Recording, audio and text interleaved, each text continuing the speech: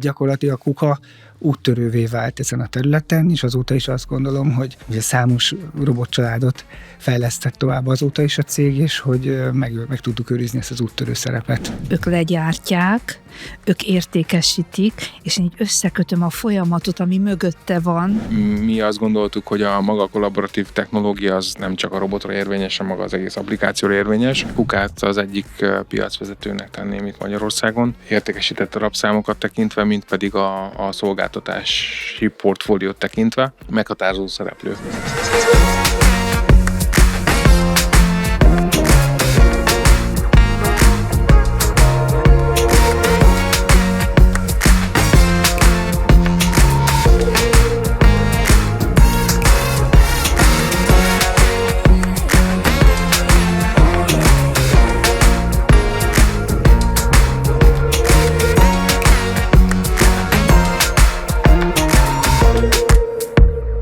Sziasztok! Ez a KUKA Múlt Jelen Robot podcastjának mai adása, amiben a KUKA Magyarországról fogunk beszélgetni, a KUKA Magyarország vezetőivel, Barta Máriával, Perigy Gáborral és Móró Istvánnal. Köszöntelek titeket a stúdióban. Szia! Sziasztok! Szia, Zsuzsi! Hát szerintem induljunk onnan, hogy egy pár szóval bemutatjátok magatokat. Szerintem haladjunk akkor sorba, és kezdjük Máriával. Köszönöm. Hogy ti mit csináltok pontosan a KUKÁ-nál? Tehát a 3 kukából az egyiknek vagyok a vezetője, és ez a KUKA Business Services Kft. A neve a cégnek, és ez nem csak a Magyarországot foglalja magába, ez a Business Services, vagyis Shared Services a köznyelven, ebbe az iparágba, ezt így szoktuk hívni, hogy Shared Services. Az egy globális szerepen van, kiterjed Európára, Amerikára és Ázsiára ez az én szerepem, de most beszéljünk a magyar KUKA Business Servicesről, ahol több szolgáltatást biztosítunk az európai cégeinknek per pillanat. Engem Perigy Gábornak hívnak, a KUKA Robotics Hungary Kft. Ügyvezető vagyok, a mi cégünk is a KUKA Robotics csoport tagja. Hasonlóan a többi országban található kereskedelmi központhoz. Mi is robot értékesítése és after-sales szolgáltatással foglalkozunk a magyarországi, romániai és a szerbiai piacon. Én pedig Móró István vagyok, én pedig a harmadik KUKA entitásnak Magyarországon vagyok a vezetője, ez a KUKA Hungária Kft.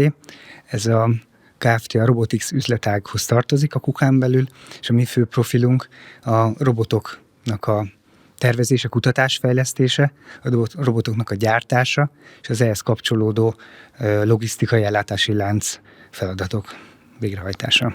Az különleges a mi tevékenységünkben, hogy ilyen gyártási tevékenység csak 3 helyen folyik a világon, Magyarországon kívül még Augsburgban és Kínában. Kína elsősorban a kínai piacra fókuszál, míg mi az egész világra ilyen szempontból. És talán az is különleges, hogy a vezérlőszekrényeket és a vezérlőket, azokat a Kínán kívüli területekre mind Magyarországon állítjuk elő, és így gyártjuk.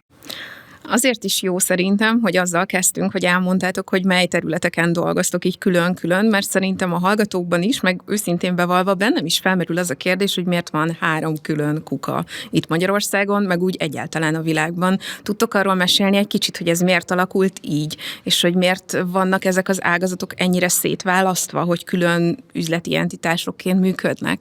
A KUKÁn belül különböző üzleti entitások és különböző tevékenységhez kötött szegmensek vannak. Az egyik ilyen, ahogy már említettem, a robotics szegmens, ahol én is dolgozom, meg a mi cégünk. És ez a szegmens, ez a robotokkal, a robotok gyártásával foglalkozik. Van több más szegmens is, ilyen például a systems üzletág, ők ezeknek a robotoknak a nagy ipari alkalmazásával és az ehhez kapcsolódó ipari rendszereknek a tervezésével és kivitelezésével foglalkoznak. Itt azt kell elképzelni, hogy van egy hatalmas autógyár, és annak a teljes automatizált gyártós sorát kell mondjuk megtervezni és kivitelezni.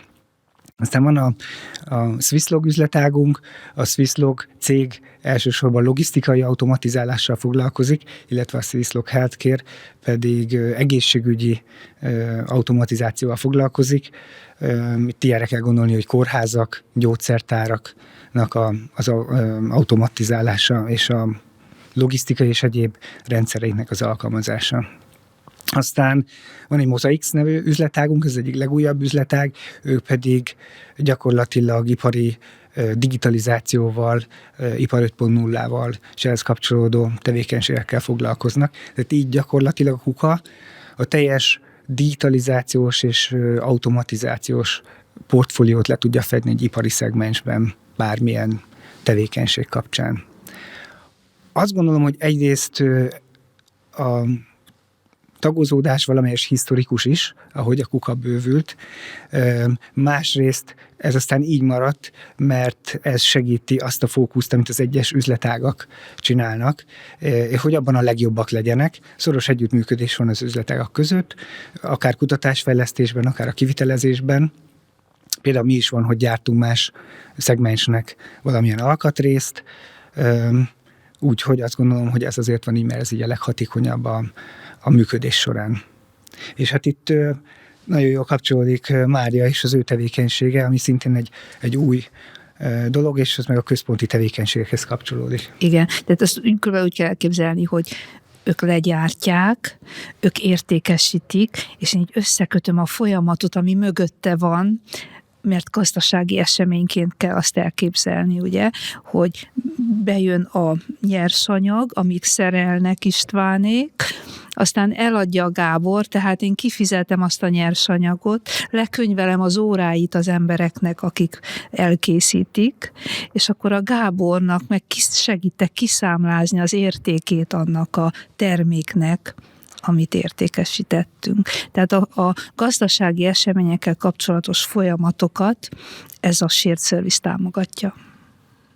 És akkor ez innen Magyarországról támogatja gyakorlatilag. Egész Európára. Egész Európát. Igen. És nálunk még a nyereséget is bekönyvelik, úgyhogy... Igen, és a nyereséget is bekönyveljük, Gábor.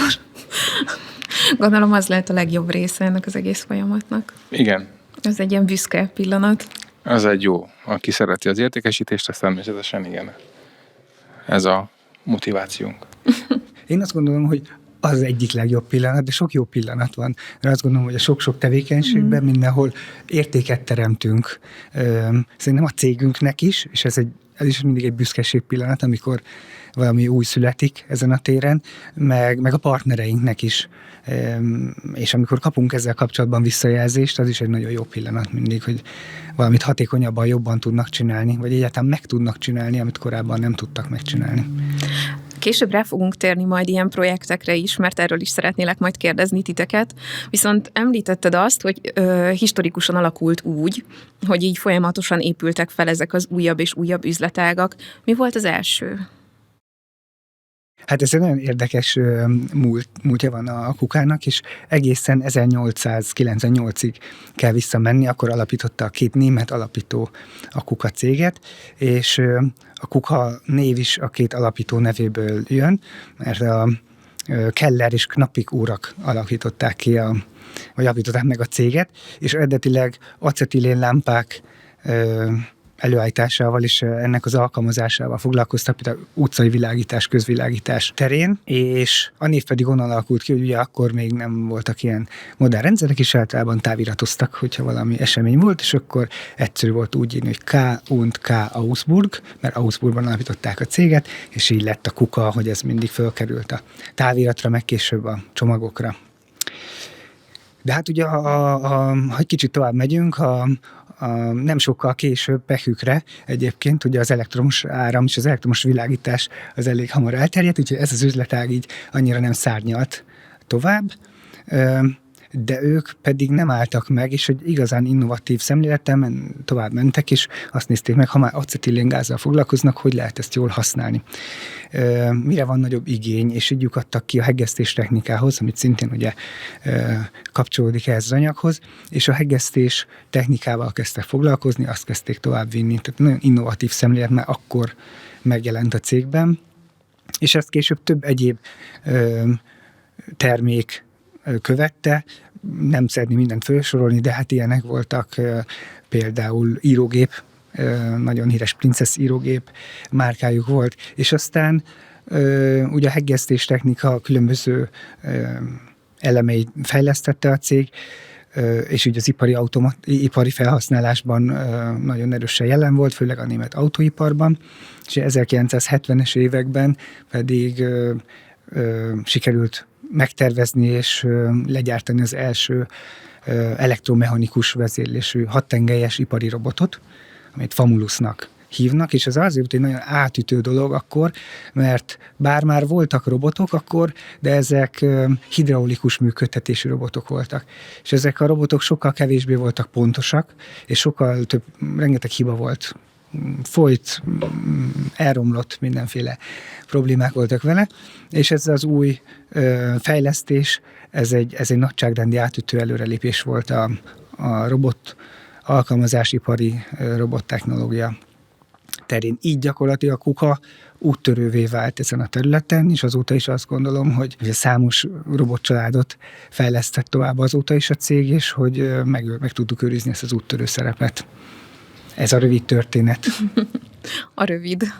Én talán annyival egészíteném ki még István összefoglalóját, hogy szerintem még a robotok előtt, az első robot megjelenés előtt már belépett a KUKA cégcsoport az autóiparba, vagy illetve az autógyártásba, ugyanis a konthegesztés irányába léptek el. Elég sok ilyen mérföldkő van a KUKA történetében, amit Igen. azért így észben kell tartanunk. Most ugye eljutottunk odáig, hogy akkor a 70-es években elkezdett a KUKA robotokat gyártani, és hogy ez egy elég nagy sikertörténet. A mai napig ugye ez egy olyan dolog, ami a KUKáról valószínűleg mindenkinek eszébe jut. Egy kicsit most hozzád fordulnék, Mária, hogy milyen egy olyan területen dolgozni, úgy támogatni egy ilyen céget, hogy amit ti csináltok, az mégis valahogy egy kicsit olyan megfoghatatlan ehhez a fizikai világhoz képest, hogy egy ilyen teljesen másik szemüveget kell talán így felvennetek. Persze, tehát mi nevezhetjük magunkat egy teljesen más iparágnak is, mint támogató funkció, ugye? Tehát mi támogatjuk szépen a háttérből, sokszor az árnyék vagyunk ott azoknak, akik ezeket a robotokat, vagy ezeket a szolgáltatásokat kitalálják, értékesítik. Tehát mi nem mindig vagyunk láthatóak, de viszont hát egymás nélkül nem léteznénk, ugye? És nekünk nem feltétlenül kell ismerni ezt az iparágat, ezt az automatizálást ahhoz, hogy jól tudjuk támogatni. Tehát nekünk ismerni kell a saját iparágunkba egy gazdasági eseményt kell tudjunk megfelelően leképezni. Én gondolok most itt a pénzügyi folyamatokra, vagy a HR folyamatokra, vagy a háttérinformációs technológiai támogatásokat, hogy elinduljon a gép, hogyha megnyomod a gombot, ne akadj meg. Tehát, hogy ezek a támogatói funkciók, amikkel mi együtt élünk és lélegzünk, és nekünk ebbe van a sikerélmény, ugye, ugyanakkor meg együtt sírunk, nevetünk néha a sikereken, és néha a kudarcokon is tudunk együtt nevetni. Tehát, hogy mi ott vagyunk, de nem vagyunk ott.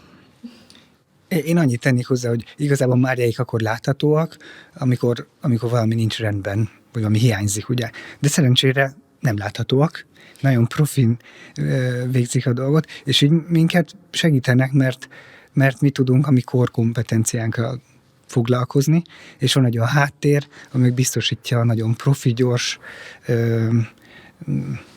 háttérmunkát, amit a Mária említett. És ezen kívül, ahol még tudnak minket segíteni, és segítenek is, ott az pedig a kimutatások, számok, elemzések rá tudnak mutatni, hol vagyunk kevésbé hatékonyak, minket jobban dolgozunk, mire kell figyeljünk.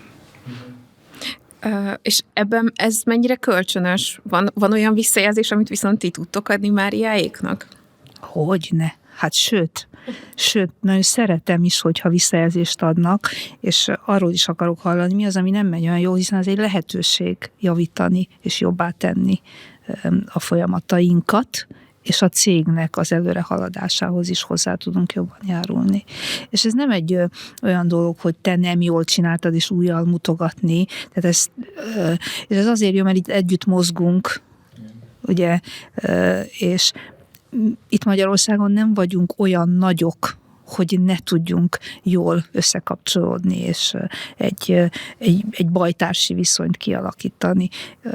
Tehát szóval, hogy valahogy ez jött át a gyakorlatba. De azt is el kell mondani, hogy mi egyszer valamikor, 1-2 évvel ezelőtt mi együtt voltunk, mi egy cégbe voltunk, és itt Magyarországon azért döntöttük úgy, hogy külön jogi entitásokba tagozódunk, hogy az embereink, a munkavállalóink nagyobb identitást tudjanak felépíteni azon a területen, ahol dolgoznak.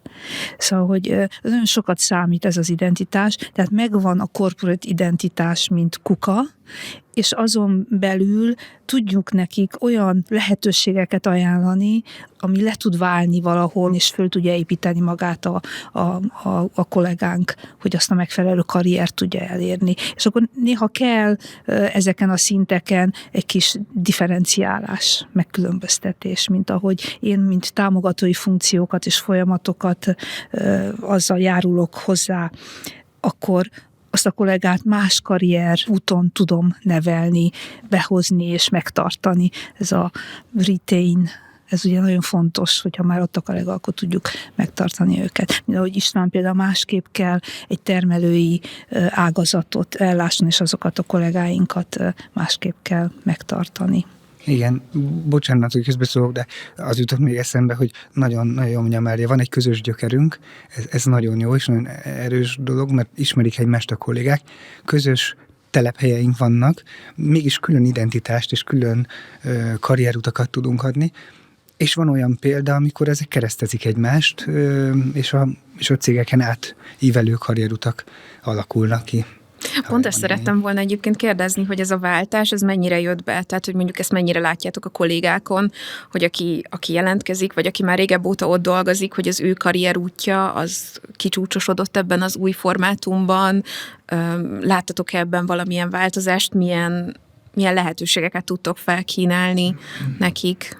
Én talán csak annyit fűznék még hozzá, és visszalépnék egy gondolat erejéig, hogy amióta Máriáik megjelentek és mint támogató, Istvánnál ugye inkább az esemény utáni időszakban jelennek meg Máriáik, nálam viszont már előtte is kereskedelmi szempontból sok esetben egyeztetünk még a projektek indulása előtt, hogy azt hogyan is kéne véghez vinni. Nem csak a magyar országi projektek esetében, hanem a külföldi projektek esetében is, ami minket érint.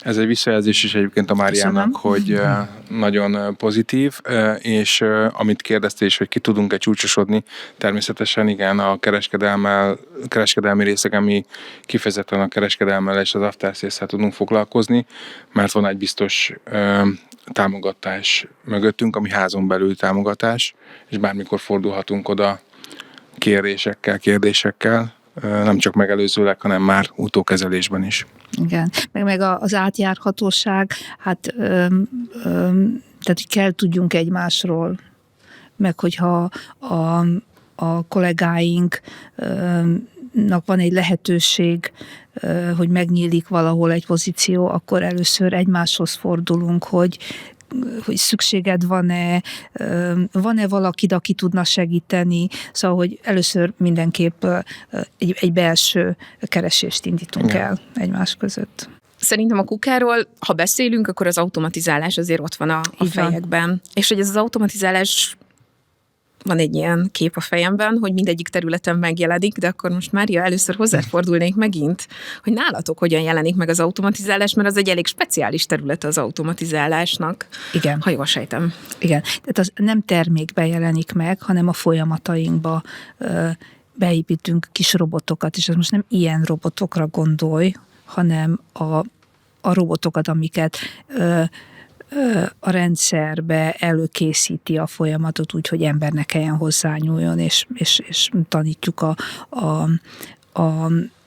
gépet ez a machine learning, ugye, és nagyon sokszor együtt dolgozunk az R&D-vel, a kutatás és fejlesztéssel, meg a mi IT csapataink azért időnként így összefutnak, hogy leegyeztetni, hogy most ezt az algoritmust jól szúrjuk-e be, vagy sem. Tehát, hogy könnyű is, mert ott egy helyen vagyunk, egy kupacban vagyunk, egy épületben vagyunk, és a pénzügyi folyamatokra használva ezeket, tehát egy hirtelen akkor a pénzügyi folyamat lesz a vevője annak az automatizálásnak, amit egy más területen kitaláltunk.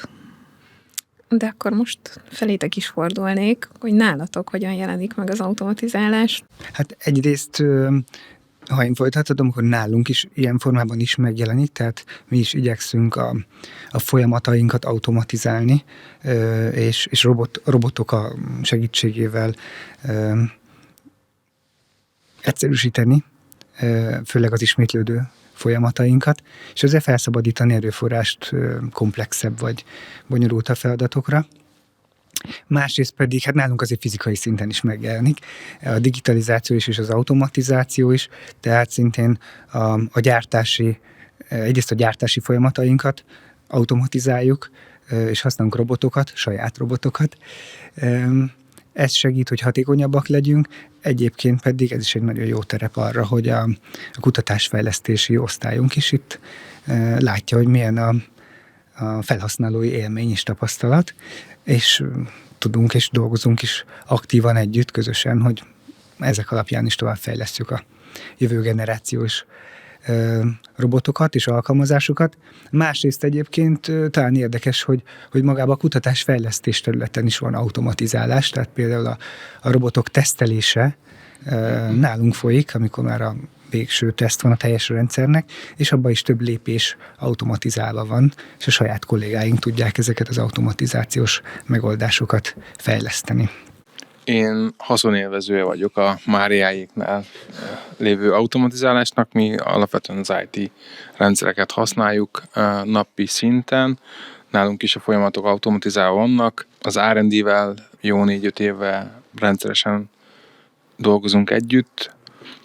Vannak olyan projektek, ahol segítségül hívjuk őket, vagy akár tesztek, vagy akár ilyen megvalósítási tanulmányok. Úgyhogy ebbe az irányba szeretnénk a jövőben is lépni, hogy inkább az R&D-vel még szorosabban legyen az együttműködésünk. És egyébként magában az értékesítésben, meg mondjuk egy eladott termék utánkövetésében mennyire használhatók föl ilyen automatizált folyamatok? Vagy egyáltalán tudtok ebben bármilyen automatizmust kihasználni? Alapvetően a ticketrendszert üzemeltetünk az After Sales oldalon. Ez ugye saját rendszer, amit megnyitunk úgymond a vevők felé is, hogy ők egy tiketten keresztül tudjanak velünk bármilyen probléma esetén kommunikálni. Igen, szóval azt gondolom, hogy még az értékesítés támogatásában 2 dolog biztosan jelen van, ami érdekes lehet. Az egyik az úgynevezett konfigurátor, ahol gyakorlatilag a vevők a Gábor csapata segítségével össze tudják állítani, hogy melyik fajta, melyik típusú robot és milyen összeszerelésben, konfigurációval lesz számukra a leghatékonyabb. És ehhez még van egy támogatás, az pedig az úgynevezett KUKA SIM, tehát tudunk adni, és van egy olyan szoftveres applikációnk és egy olyan környezet, amiben az egész felhasználási területet előre meg tudja a vevő tervezni, ugye a partner, és pontosan tudja, hogy hol lesz fizikailag, 3D-be látja, hogy fog mozogni, milyen lesz a sebesség, tehát gyakorlatilag mindent előre egészen pontosan lát, akár működés közben is, digitálisan. Így van, és ennek egy továbbfejlesztett változata, amit az István említett, a KUKA SIM-nek egy továbbfejlesztett változata ott, ahol monitorozni tudják egyébként a gyártók a saját termelésüket a robotokon keresztül, tehát felhő alapú szolgáltatás mentén. Rengeteg visszajelzést lehet egyébként kapni, ez az ipar 4.0-ból indultunk ki igazából a preventív maintenance-ek mentén. Ez nagyon fontos, illetve amit még szerettem volna az előbb megemlíteni, ez ahol mi tulajdonképpen automatizált folyamatot kínálunk a partnerink felé, ez pedig a KUKA Marketplace, ez egy online webáruháznak hívhatjuk, ahol nem szükséges úgymond a mi kollégáinknak a támogatása ahhoz, hogy mondjuk egy partnerünk akár egy motort, akár egy bordászíjat, vagy bármit a robothoz meg tudjon rendelni, vagy akár egy szolgáltatást is. Ahhoz képest, hogy ilyen szerényen kezdtél bele, amikor kérdeztem, hogy milyen automatizmusok dolgoznak így az értékesítésben, az képest azért így felgöngyölítettük, hogy van jó pár itt is. És akkor most megint egy ilyen nagyobb témát szeretnék kibontani, meg így behozni. Ez pedig nem más, mint az, hogy hogyan készül el egy robot Magyarországon. Végig tudnánk menni ennek így a lépésein, akár egy kicsit így a kutatásfejlesztés oldaláról is, vagy akár nézhetjük azt is, hogy milyen vevői visszajelzések érkeznek, ezek beépülnek esetleg, hogyan néz ki ez ma Magyarországon? Szívesen. Azt gondolom, talán ott kezdenék, hogy ha igen, a folyamat legelejére akarunk menni, hogy van egy portfólió management, meg nyilván a sales, az értékesítési csapat, akik a vevőktől rendszeresen információkat kapnak és gyűjtenek, milyen vevőigények vannak, milyen jövőbeli felhasználások vannak. Ezeket elemzik és értékelik ugye ezek az osztályok, és ők adják, most nagyon leegyszerűsítem, az információt aztán a kutatásfejlesztési osztálynak. Hát nyilván a pénzügy és egyéb elemzői tevékenységek bevonásával az a kimenet, hogy ez lenne az a portfólió, jövőbeni portfólió és típusok, amire olyan vevő igény van, amit érdemes fejleszteni. Kutatásfejlesztési osztály ezek alapján ugye nagyon megint egyszerűsítek, lefejleszti ezeket a típusokat. Ez lehet valamilyen szoftverfejlesztés, applikációfejlesztés, lehet magának a hardvernek a fejlesztése, azon belül is ugye lehet a robotkar, vagy a vezérlő bizonyos elektronikai részeinek a fejlesztése. Tehát nagyon szép és szerteágazó terület ez, és ennek a fejlesztésnek egy része az Augsburgi Kutatásfejlesztési Központban zajlik, egy része pedig Magyarországon, amire azt mondom, nagyon büszkék lehetünk, és amikor elkészültek ezek az új fejlesztések, akkor ugye gyártásba kerülnek, először prototípus gyártásba. Magyarországon sok esetben gyártjuk a robotokhoz a vezérlőket, a vezérlőszekrényeket, a kábeleket, ami mindenféle információt és egyéb adatot vezérelnek és visznek a robotok működéséhez. Maga a robotkar gyártása az a legtöbb esetben Európában, Augsburgban történik, és sikeres prototípus gyártás után pedig szériagyártásba kerülnek ezek a robotok. A fejlesztés ilyenkor általában nem áll meg, ez egy nagyon klassz dolog, hogy együtt dolgozunk, a kutatásfejlesztés és a gyártás, nagyon szoros kapcsolat van. Jöhet további fejlesztési igény akár a gyártásból, hogy lehetne még hatékonyabban gyártani az adott terméket.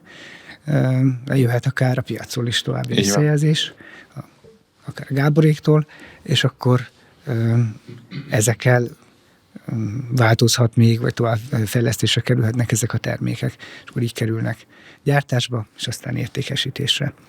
Vannak olyan esetek, amikor ezeket a globálisan lefejlesztett típusokat lokálisan még tovább fejlesztik. Például Kínába, ha ott egy olyan különleges felhasználói vevőigény van, vagy éppen más területeken, a USA-ba, vagy más speciális alkalmazások terén, akkor ezek még ott továbbfejlesztésre kerülhetnek. Vagy éppen nálunk, és aztán oda szállítjuk felhasználásra őket.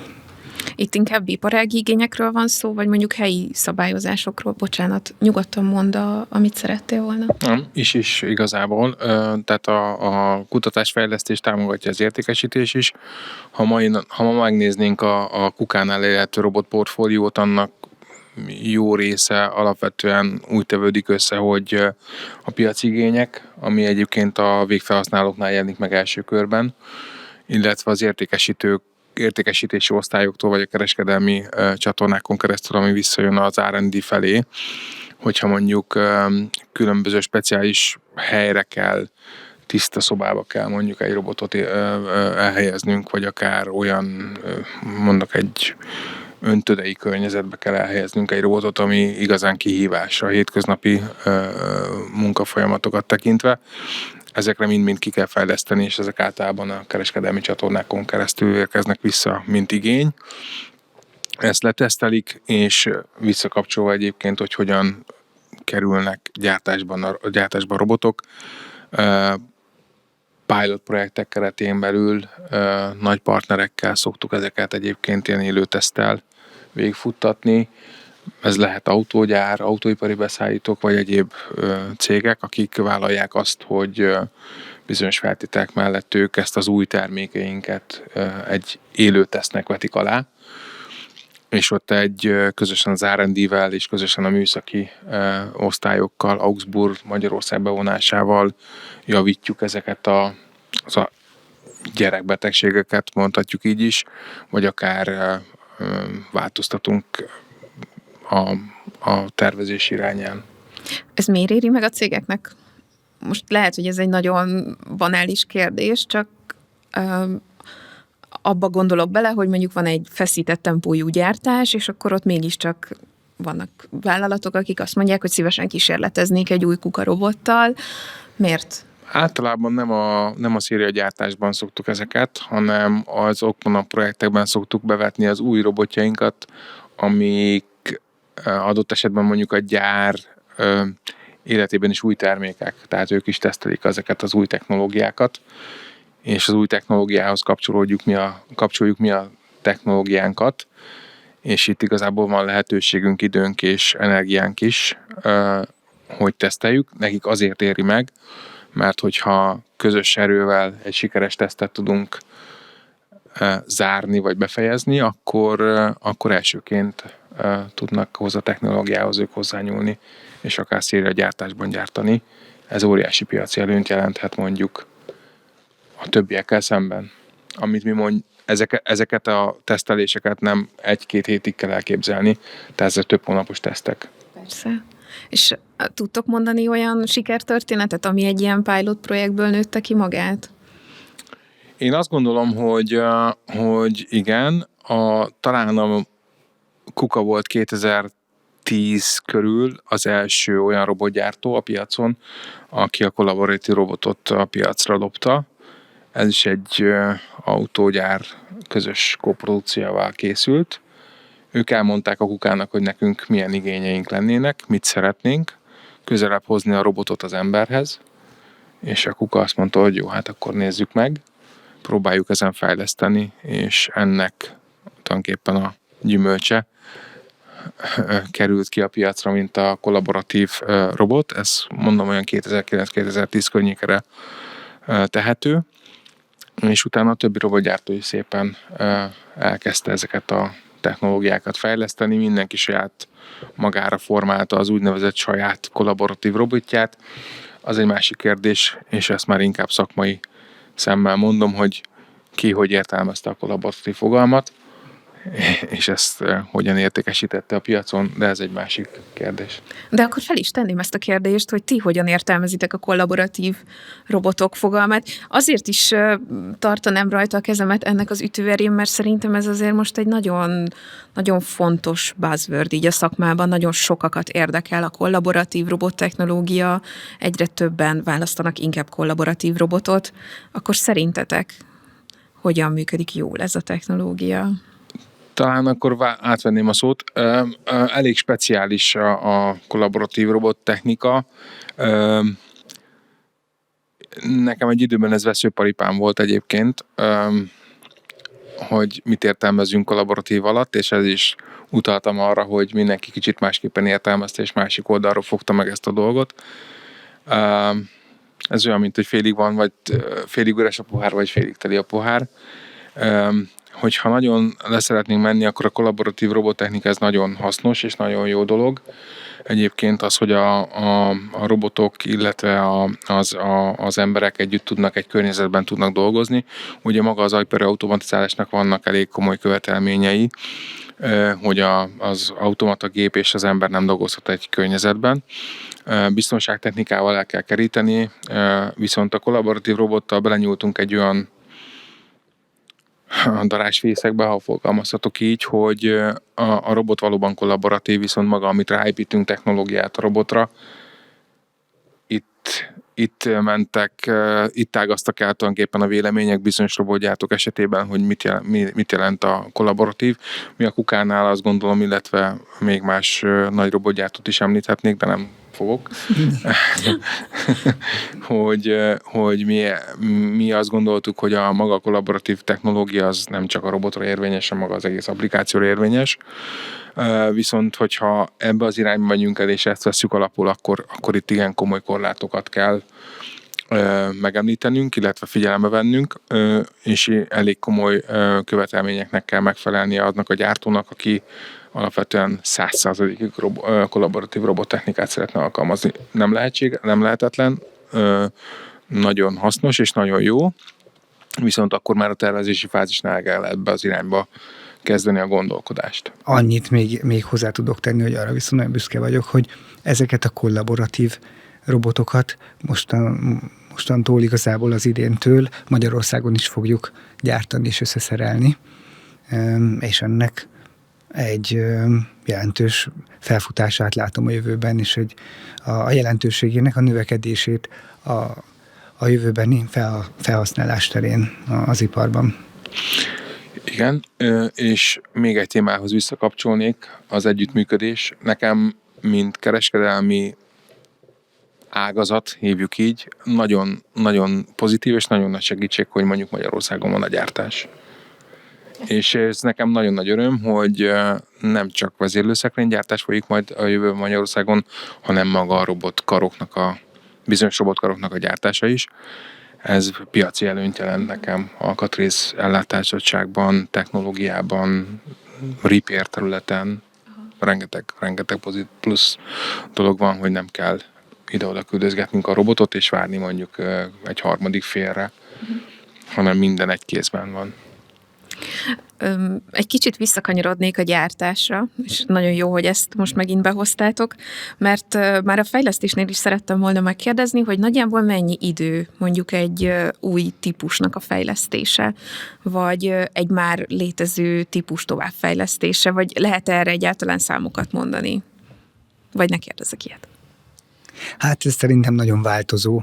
Attól függ, hogy ez hogy például egy teljesen új típusról beszélünk, vagy egy továbbfejlesztésről beszélünk, úgyhogy ez nagyon változó lehet, és azért is szerintem nehéz meghatározni, mert ahogy beszéltük korábban, azért ennek nincs egy határozott vége egy ilyen fejlesztésnek. Sok esetben az egyik gyakorlatilag tovább megy egy másik fejlesztésbe, vagy egy további alkalmazásba, úgyhogy ezért ezt nehéz megmondani ilyen szempontból.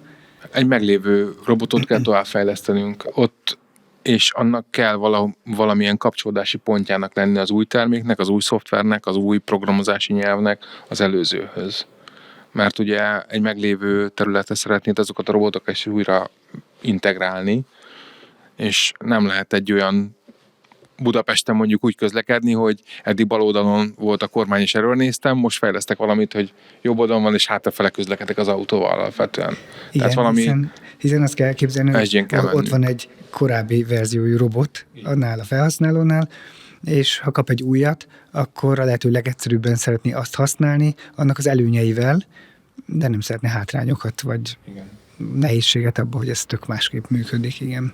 Ezért ez így egybe folyik. Viszont azt lehet mondani, hogy a sebesség az kritikus, tehát hogy minél hamarabb és gyorsabban tudjunk válaszolni a vevői igényekre, ezeket az igényeket is figyelembe véve, hogy ott egy jó vevői, felhasználói élmény legyen, könnyű legyen integrálni, könnyű legyen használni azt az új fejlesztést, az új robotot, az nagyon fontos és egyre fontosabb. Egy kicsit kanyarodjunk rá a magyar ipari szereplőkre, vagy a magyar vállalatokra, akik mondjuk a vevőitek, és már itt az adás előtt beszélgettünk egy picit így a magyar ipar, meg a magyar autóipar helyzetéről. Ugye Magyarországon ez egy elég jelentős iparág. Mielőtt ebben jobban belemennénk, arról szeretnélek megkérdezni titeket, hogy ti hogy látjátok jelenleg mondjuk ennek az ágazatnak a helyzetét, és automatizálási szempontból miért lehet ez egy kiemelten fontos ágazat? Ugye most elég sokat emlegettük már az autóipart ebben az adásban. Én azt gondolom, hogy ez nem titok, és mindenki tudja, hogy az autógyártók, illetve az autóipari beszállítók esetében nagyon nagy széria számokról beszélgetünk, gyártói darabszámokról beszélgetünk.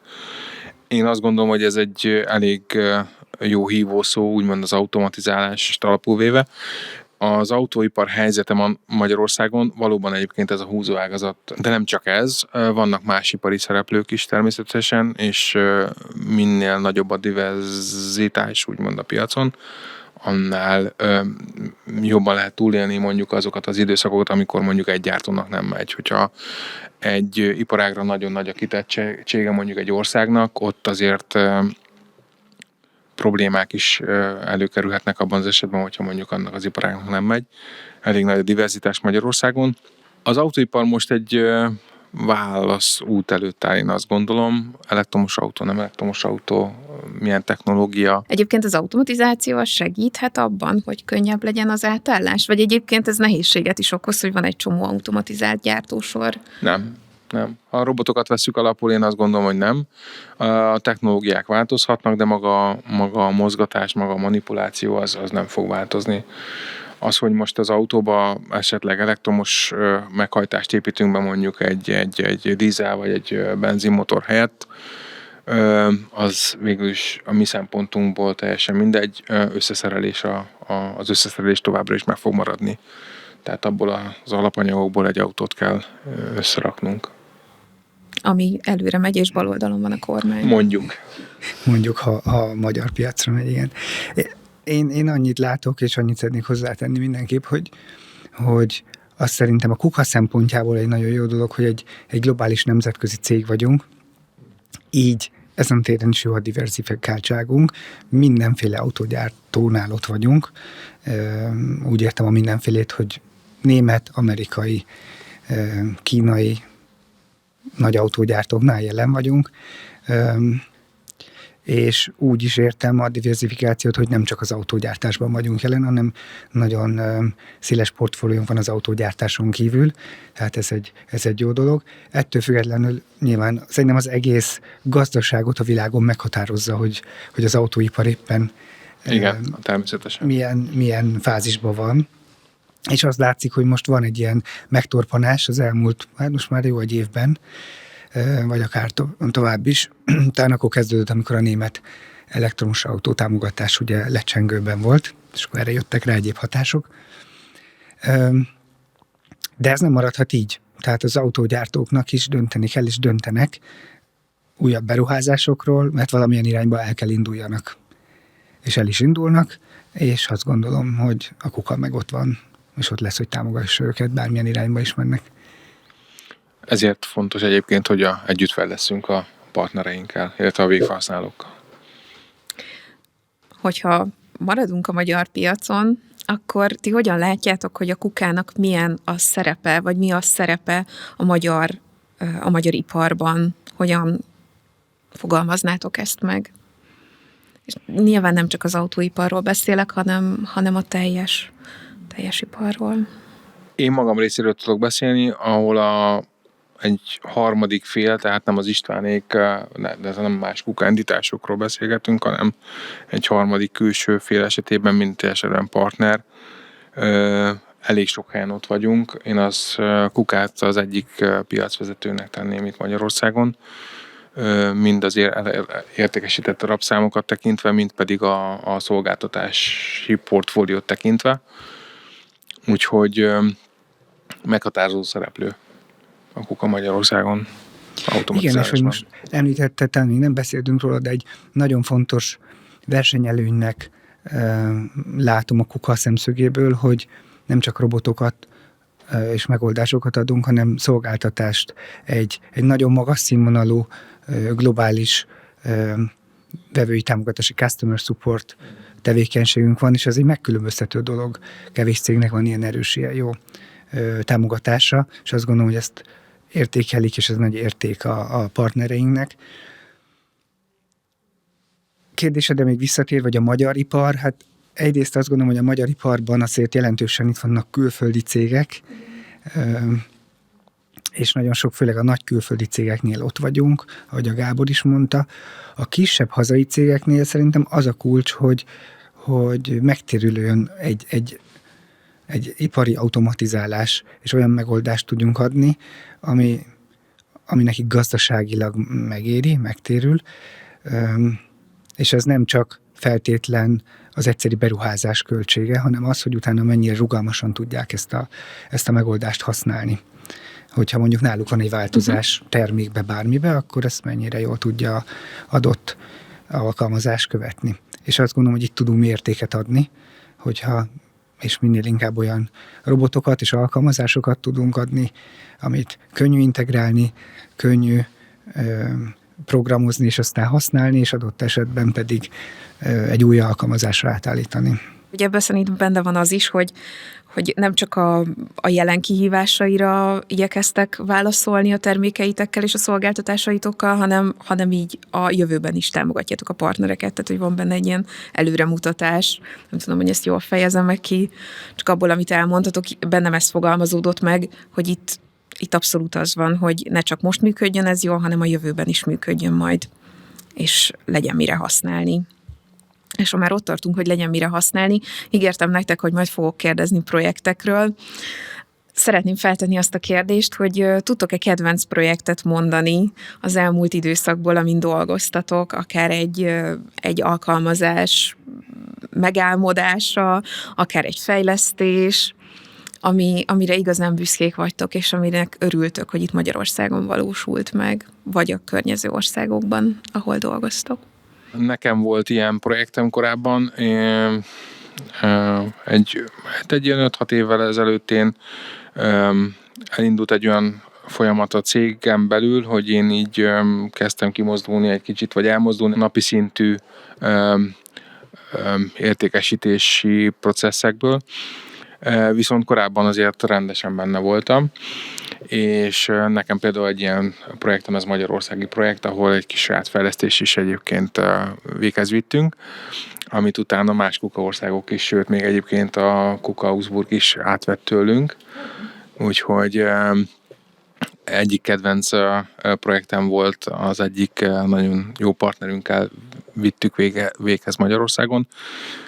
Az öntödejében kezdtünk el aktívan dolgozni, és tulajdonképpen végrócsóztuk, ha fogalmazhatok így, a magyarországi lehetőségeket, és ott valóban egyébként napi szinten is elég sok órát töltöttünk együtt a végfelhasználóval, és nála is volt nyitottság arra, hogy fejlesszünk, és olyan védő burkolatokat találtunk ki a robotra, amit Németországban nem volt, és amikor mi ezt prezentáltuk, azt hiszem talán ilyen érdekességként mutattam be egy augsburgi meeting keretében, és akkor ott fölkapták a fejüket, hogy ez micsoda, ilyet nem is láttak, és mondtam, hogy hát igazából nincs rá ISO szabvány, de és akkor mondták, hogy hát ezt akkor komolyabban lehetne fejleszteni, úgyhogy azóta elérhető egyébként ez a portfólió. Kicsit így magaménak érzem ezt a dolgot. A másik ilyen projekt, amire nagyon büszke vagyok, az pedig a tavalyi évben történt nálunk. Az egy autógyár esetében volt egy nagyon nagy projektünk, és tulajdonképpen majdnem 12 hónapon keresztül kint voltunk. A kollégáim rengeteget dolgoztak, úgyhogy ez egy nagyon sikeres projekt volt, és tényleg itt megmutatkozott, hogy milyen jó is a magyarországi csapatunk. Ez a kettőt tudnám így értelem felsorolni. Nekem is van több dolog, ami eszembe jut, és ez nagyon jó dolog. Azt gondolom, hogy egyből beugranak ilyen dolgok. Az egyik ilyen, ami eszembe jut, az egyik tevékenységünk, az pedig használt robotfelújítás, ami azt gondolom, hogy azért különleges, mert gyakorlatilag arról szól, hogy olyan robotokat vásárolunk vissza, amik már futottak, és több évet dolgoztak valamilyen alkalmazásban, valamilyen partnerünknél. Ezeket a robotokat, ha már ők nem használják, akkor visszavesszük, felújítjuk őket, és olyan állapotba tudjuk hozni, hogy ezek nagyon értékesek és hasznosak más partnereinknek, akik ezt szívesen megveszik, és még hosszú-hosszú évekig nagyon hatékonyan tudnak működni ezek a robotok, és azt gondolom, hogy ez egy jó példája annak, hogy egy fenntartható működést és a világban is a fenntarthatóságot tudjuk növelni, úgy, hogy ez üzletileg is megéri. Tehát és azt gondolom, hogy ez leginkább így tud jól működni hosszú távon. Tehát ahelyett, hogy ezek a robotok mondjuk a személytelepre kerülnének, ezek inkább felújításra kerülnek, és még hosszú évekig tovább lehet őket használni. Szóval szerintem ez mindenképpen egy ilyen sikersztori, ami a szívemhez közel áll. Szóval egy másik ilyen terület, amikor a saját gyárunkba alkalmazunk a saját robotainkat, és amikor ezek ott elkezdenek működni, most is van egy ilyen folyamatban, és akkor a kollégák jönnek és mondják, hogy hát azokat az alkatrészeket mi gyártjuk. Azért az is egy nagyon klassz érzés, hogy valami olyat alkalmazunk, amit gyakorlatilag mi gyártottunk, vagy nagy részben mi gyártottunk előtte. Tehát szerintem ez és az ilyen alkalmazások és projektek is nagyon jó dolgok. És akkor egy harmadik terület, akkor, hogy említsem mondjuk a kutatásfejlesztést is. A kutatásfejlesztési laborunkban van egy 5G hálózat, ami azt gondolom, hogy egy nagyon előremutató dolog, és ezzel kapcsolatban van komoly fejlesztés nálunk, hogy az 5G-re építve és az 5G hálózatot használva, hogyan tudjuk a vezérlést, a robotvezérlést, a SmartPadot ezen az 5G hálózaton keresztül működtetni, és ez egy olyan dolog, ami szintén nagyon-nagyon érdekes, és a vevőinknek és a partnereinknek ugye nagy érdeklődés van ez iránt, pont olyan teszten vannak, ahogy a Gábor mesélte, hogy ezek az alkalmazások először felhasználói teszteken vannak, úgyhogy ez is egy ilyen állapotban van, és nagy büszkeség szerintem, hogy ebben mi részt tudunk venni, illetve mi fejlesztjük itt. Ez szerintem eleve nagyon jó látni, hogy ilyen lelkesen tudtok mesélni olyan projekteket, és hogy rögtön eszetekbe is jut pár, nem az volt, hogy így harapófogóval kellett volna belőletek kiszedni. Azt hiszem, hogy hát nem kívánhatnék semmi mást, mint azt, hogy a következő évtizedekben is ugyanilyen lelkesedéssel dolgozzatok majd a Kukánál. Nagyon-nagyon szépen köszönöm a beszélgetést, és mindazt, amit elmondtatok, és örülök, hogy itt voltatok. Köszönjük szépen. Köszönöm szépen. Köszönjük a meghívást. Köszönjük.